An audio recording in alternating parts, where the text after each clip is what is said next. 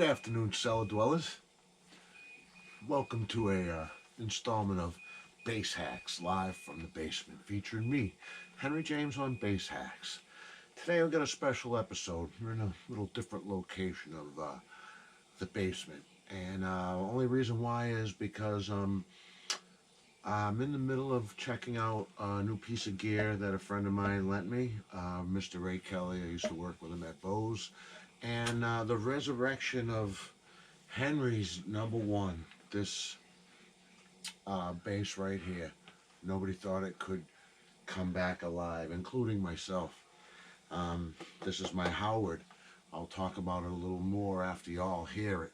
I'll play a quick little song, and I'll talk as long as the camera will allow, and we'll have a great time. Let me cue up something. It's all different over here, so bear with me all.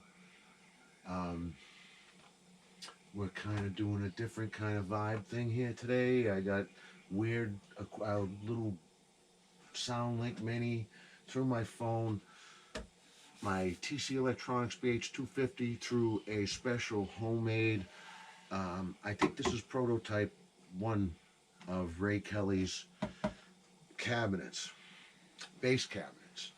It's got a built-in handle. I don't have the spec sheet on it. I don't know much about it. He told me he didn't want to tell me nothing about it. He just said, I want you to take it and listen to it. So that's what we're going to do. So let's play along with a tune.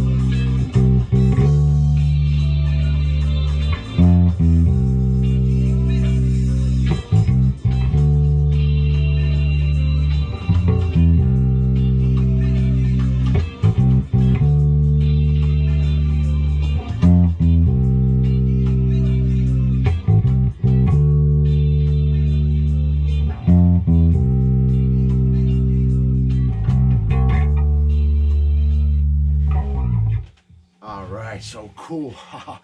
um, I'm not sure there. Uh, Everything sounded great. The cab sounded great. The bass sounded great. This is my first bass. It's a late 1960s Tiesco Del Rey. It's actually called a Howard, and I think it was made by the Tiesco Del Rey factory, and they made a whole bunch of basses for Ibanez and all kinds of people. And Sting, I think, on that album played an Ibanez. And this here I dug out of the closet. It was stored in my parents' attic. I had no idea. And we had to do some work, and lo and behold, this was between the rafters.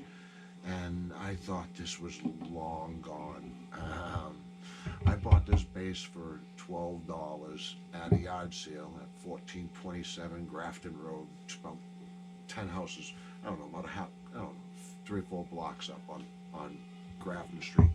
I was with Dave Pillen, and we used to take the bus from Wheelock Ave to the Galleria, and that's what we did in the 70s. Mall rats. We hung around, played at the Dream Machine, the arcade. On the way home, I just started playing guitar. I played guitar, Dave Pillen played drums. Amazingly enough, we both became bass players. But he played drums, I played guitar, and I have a beautiful Harmony Rocket that my mom has been holding on to. It's my first guitar that she bought me. But this was in a yard sale up the street, and the guy wanted 20 bucks for it. And I didn't have the dough. I came home, and my mom, single, she just got married, but we didn't have a lot of money. She gave me 12 bucks. She gave me what she had in her purse. And said, go offer it to him. If he doesn't take it, tell him I'll come up there and kick his ass. He took the 12 bucks. I took the bass home, and I played. I remember, the very cool part at the yard sale, I think it was a guy and a lady, and she said before I left, if she was going to take $8, because $8 in 1976 or 77 was a lot of money.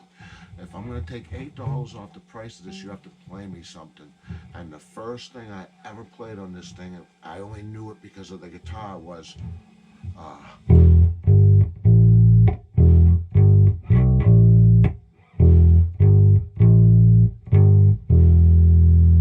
we all know it's, it's whatever the fuck it is, but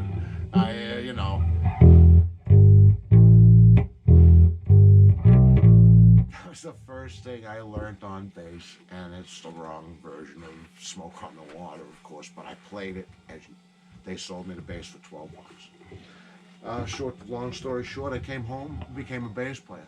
Me and Dave Pillen, we got Alfie in the band. We formed a little band, and Dave Pillen didn't like the drums. He liked the low end.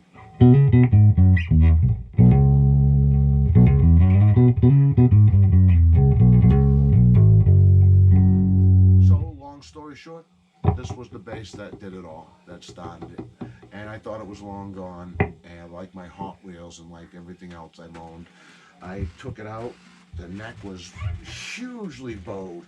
It's still like I could probably fit, I don't know, a book of matches at least underneath the strings. The action's wicked high. But you know what? The bass sounds great, and I think it's a good recordable instrument. I really do. And I may use it for a few things, but for now, I'm going to get a hook and hook this baby so it's displayed all the time. And I cleaned it up. I best I could. I had to spray the pots out because they were both really dead. The tone one's still hokey, but it works. I'm gonna leave it alone. Truss rod is maxed because it was in the attic. The fretboard came out beautiful. It was scalloped from it being dry from being in the attic. The fretboard was scalloped, so I conditioned it with at least 4 coats of this thick lemon oil, and lo and behold, the fretboard came back up. I polished the frets. Got great. Listen to that thing. You don't know what you had when you were a kid. I wish I knew where this was. You know, we just happened to have some electrical work done, and I had to go up in the attic, and this was sitting in the attic. I couldn't, since because I got my Fender Jazz bass in 1978. So this has been sitting up there since then. And you know, when I moved back into the house here, we found it when we had some electrical work done. And it's been in the bag, and I just threw it in the corner because I noticed it was just junk. I just decided to take it out and clean it up. And I hate basses that are unplayable that I own, so I figured I'd make it playable.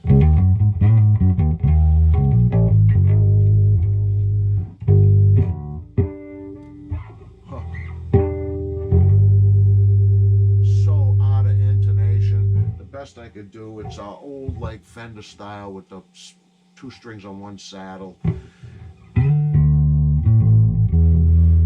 it's probably out of tune from playing it, you know what I mean? So, but you get the gist of it. The thing, it works.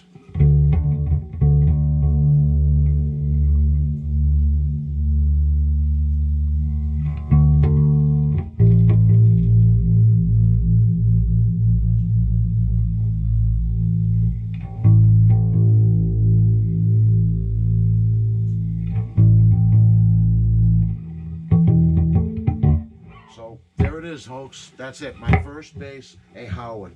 More on this cab coming. I'm going to do a full review. I just haven't had the time.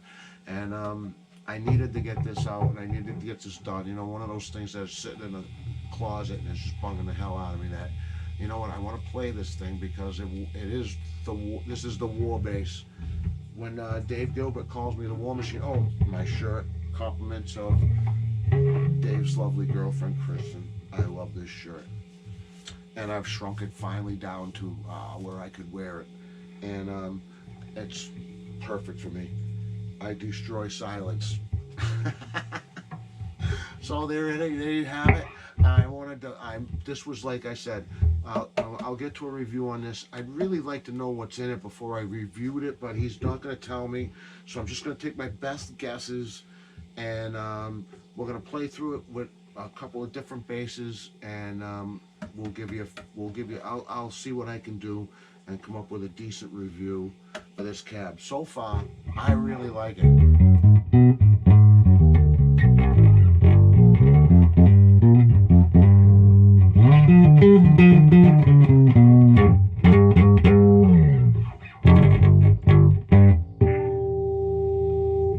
I love the basses, the action's like this high. Now I'm exaggerating. It's playable from here to here. It's playable from here to here.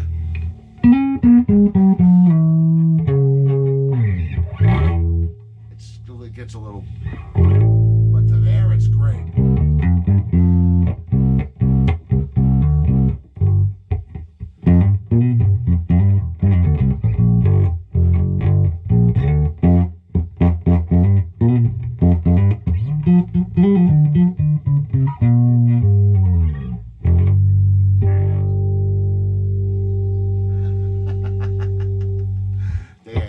That's my video for today. Click like, share, subscribe if you liked going down memory lane with Henry's first bass. And like I said, I'll see you soon, and have a great day. I hope everybody's safe, happy, healthy. Their stomachs are full, and I love y'all, and we'll talk soon. Take care.